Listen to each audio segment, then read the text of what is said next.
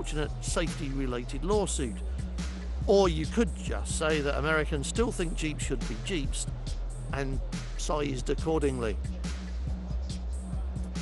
The engine choices for Renegade will be wider for the world market than in the USA. Americans won't get a diesel, obviously enough, and they won't get any of the new units, though they'll obviously enjoy the first-in-class 9-speed auto, which Jeep says will be more efficient than a CVT installation. Will they buy it, Americans, in sufficient numbers, or will it tarnish the legend? Fiat must be looking at the way Porsche has managed to introduce a raft of successful non-core models and turn them into huge money spinners without hurting its core values. And they'll be hoping that Renegade will do the same for them. It's just possible that Toyota caught wind of the upcoming Genesis when it turned its own attention to its stretch-out Camry, sold as the full-size Avalon since 1994. We say that because Avalon was almost a throwback, too much of a nod to the nostalgic love of big saloons with a column shifter and a huge bench seat for the kids. And it drove just like those big saloons as well, all wallowy and remotely connected to the road in some vague way. Didn't improve much in that department when the V6 was introduced in 2005, although it was claimed to be much better in this respect. But have a look at it now. The latest incarnation, all sharp looking in a way that we don't usually expect from Toyota these days, or we didn't until they avowed to get their mojo back up and running in that department. And you'd have to say that the new look Avalon is a big step along that road. We admired Genesis last week and we can see a lot of the same stuff going on here, so we're bound to say that this is a decent looking car, especially from the front three-quarter, although probably not in brown. Just us, that is, just us.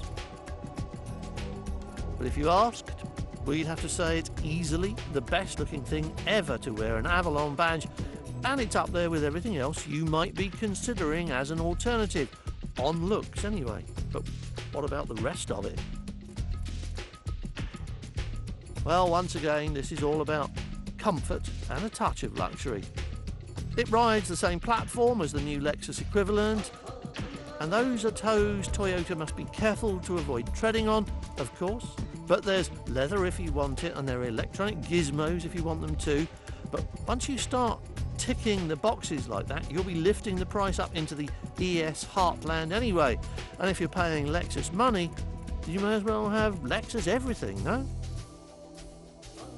From Toyota's point of view, all that matters is that if you get Lexus levels of plush, you're parting with Lexus levels of cash.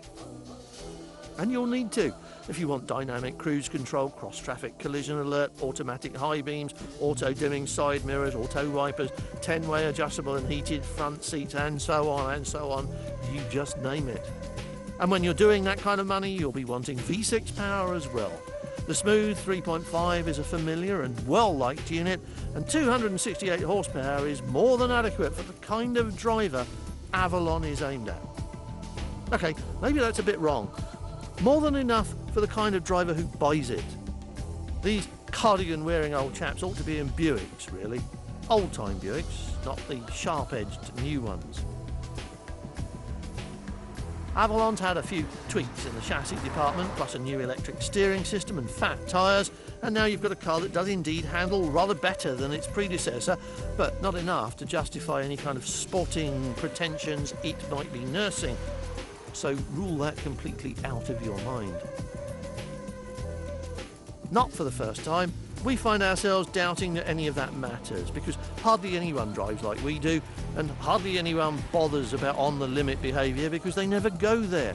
They just want an easy infotainment screen and a comfy big seat to go with good fuel mileage and reasonable performance on the highway. We could argue that if we didn't drive like that, there would be no need for any car maker to try and answer those demands, and then the quality of all our driving experiences would deteriorate accordingly.